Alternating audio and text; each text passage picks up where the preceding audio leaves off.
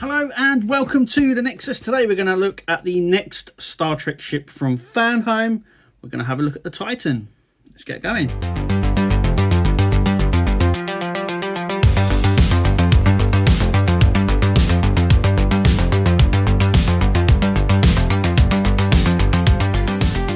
Okay, so the next ship we're going to be looking at is the USS Titan from Star Trek Picard, and there it is there. We'll have a quick look around the box like we always do. So you get the Fanhome logos either end. You get a nice shot of the top there with the registry and name there. And obviously Star Trek Picard and there as well. And then on the back we get a nice one of the stand that it's on. Now, there are a few versions of this now. I've got the small version that Eagle Moss did back in the day. And they also produced the one from Lower Decks as well. But this one is completely different from the other two in that it's from Star Trek Picard. But we have got a few of these Titans already in the whole Star Trek ship collection family. But we're going to have a look at this nice one here. And it looks really, really nice. I can't wait to crack it open. So let's take a look inside. And here it is out of packaging. Oh, I kid. This is the smaller one that originally came out from Eagle Moss. Like I said, we'll have a close look. We'll do a size comparison between the two, but that was one of the original ones. I'm going to put that aside just for a minute, and we're going to bring up the box. So, what do you get in the box? Let's have a little look. Like so. Pop it open. Right, so now every time I do one of these, the magazine's already in the box. It doesn't normally come in the box. It comes loose in the box, but I'm just wondering... because they're now, the reason they don't come like this is because they're produced in two different places. So they don't produce the model and the magazine in the same warehouse. This is why they're not together, though I do think they should be like this as well. It would probably save the magazine getting damaged. That's just me anyway. We'll have a look through the magazine as we always do, but there's the box, standard size box as well compared to the other ones that we've had. Okay, so I'll put that down there. Let's take a look at the magazine. Okay, so once again, we've got the magazine here.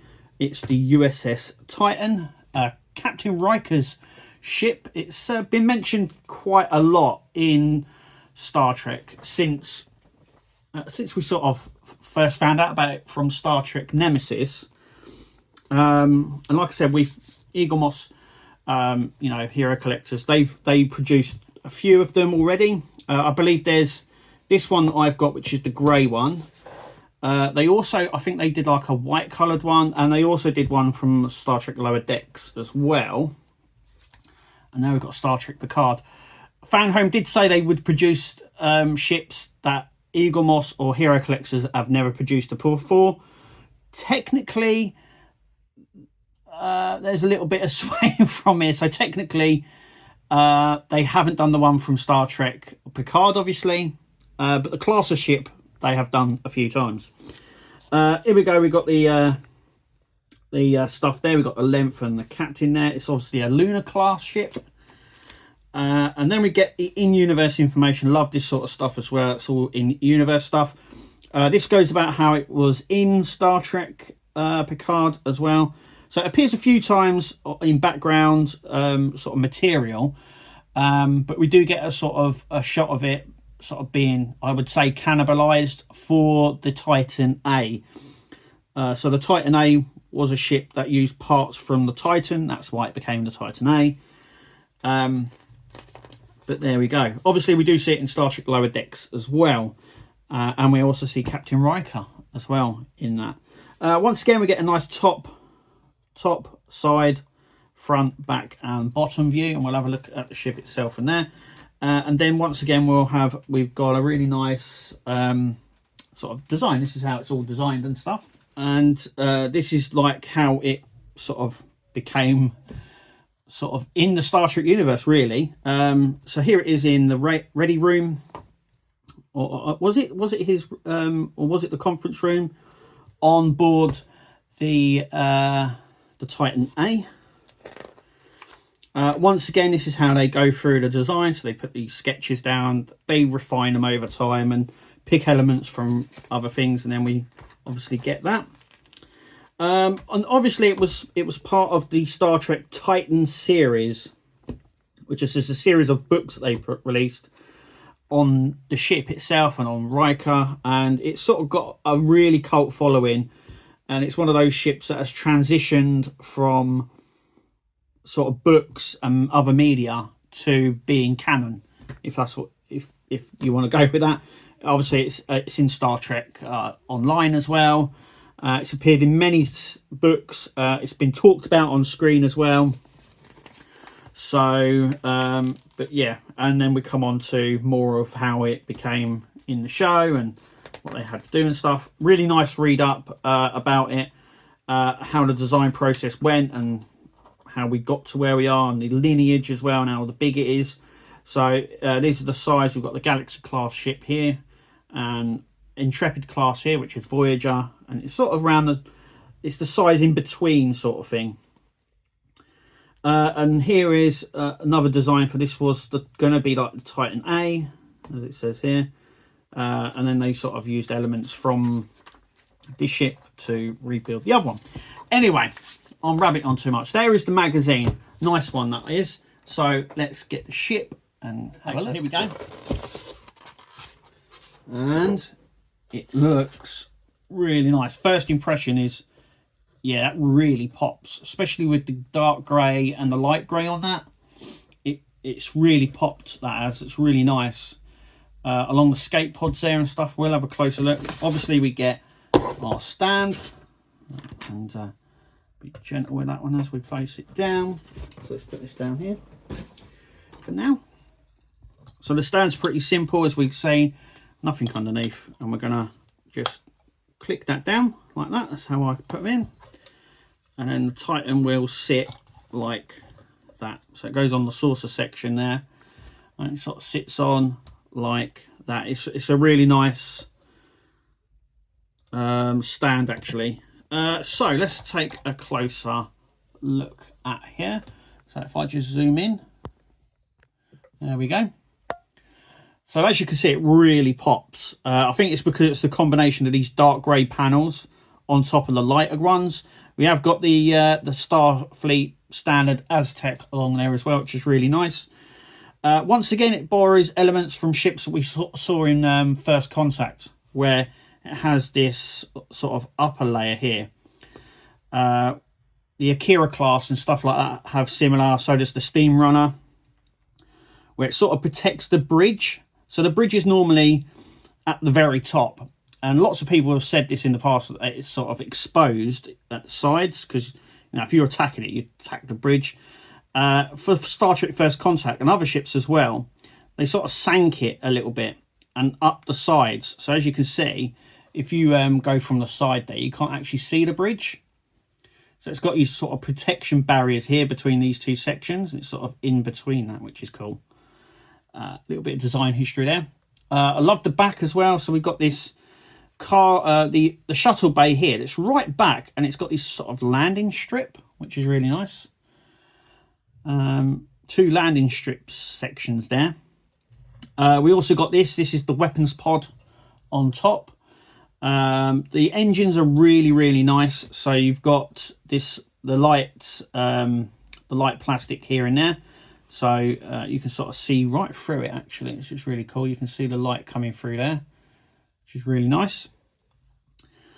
You've got the Busar collector at the front, and you've got these elements here. Now these are sort of exposed, I would say. Normally they wouldn't normally look like this. They look more exposed, I would say, on this ship.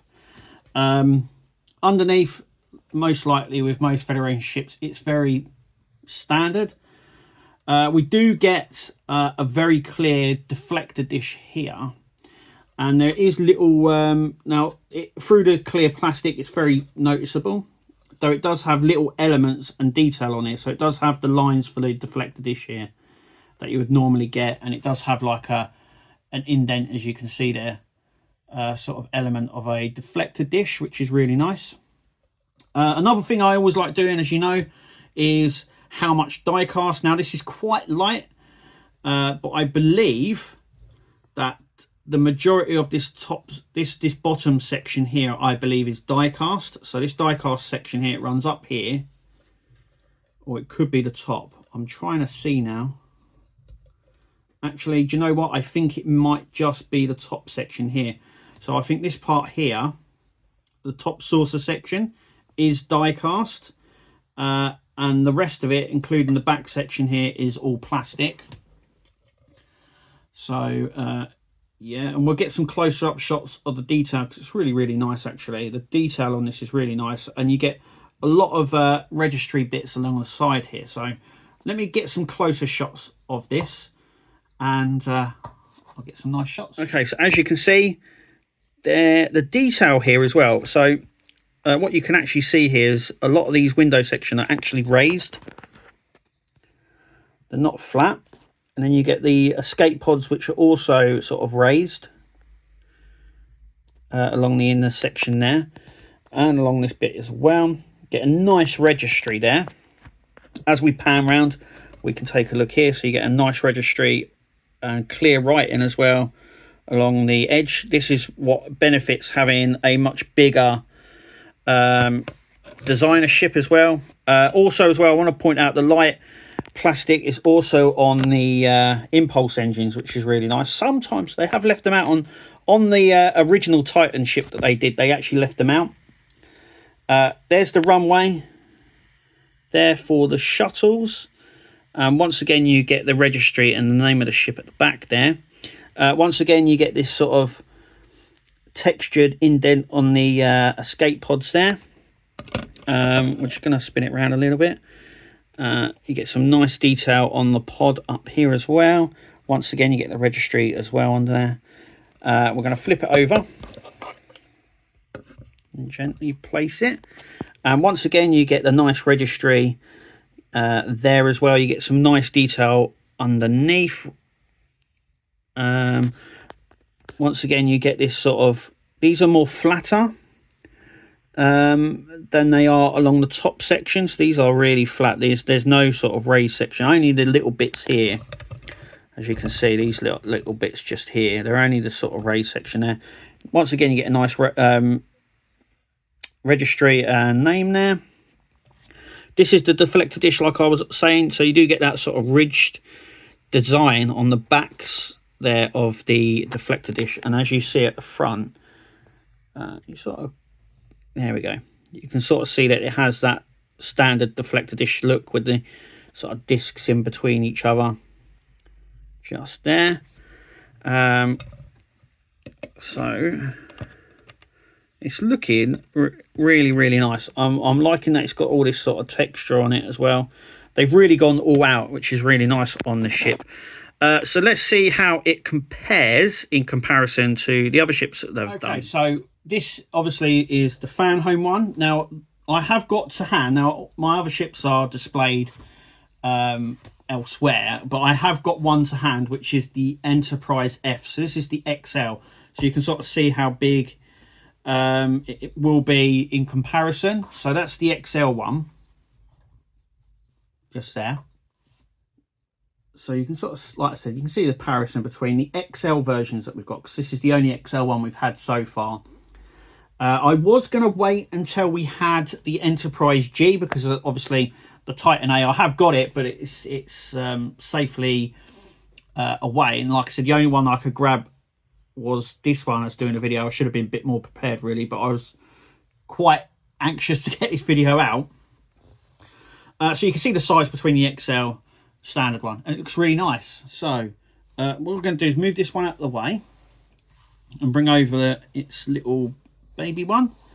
So just to give you a little bit of what happens.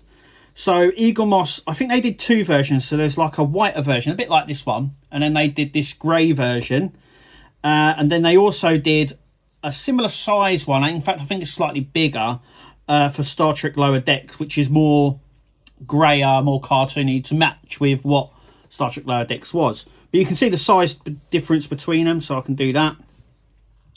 And obviously the Eagle Moss one is much less detailed, so I just want to show you some bits. So obviously there's the Fanhome one there. and this is the Eagle Moss one. And the first thing that strikes you is the nacelles here are painted, and it looks more, I would say, more cartoony. So this was probably based on the book version that was out at the time. Also, as well, it's missing detail along the back here. As you can see, it's just grey, and it's just very, very plain underneath. We do have a little deflector dish, which once again is also painted.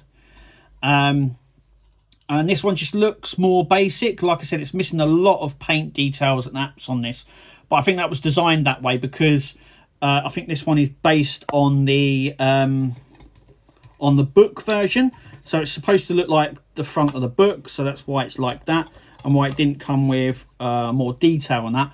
But you can see the two there, they look pretty well together. And actually, I'll just take them off a section and sort of show you. So there's the sizes there, and you can sort of see just there how they are, and they look pretty well together. Yeah, that is it. It's very, very nice. And so there you go.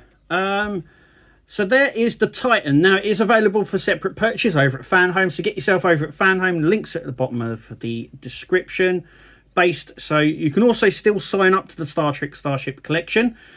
This is number 7, and it is looking really, really nice, especially if you want the sort of next gen lineage. This is definitely one to get. So if you're collecting ships from the next gen or Federation ships from the next gen, you need this one. This is Riker's ship.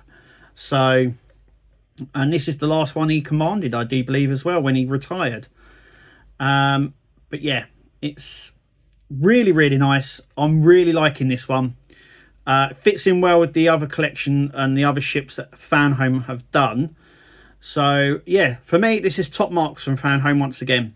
Let us know in the comments what you think, what you've seen from the movie, from the video, and anything that sort of caught your eye or anything.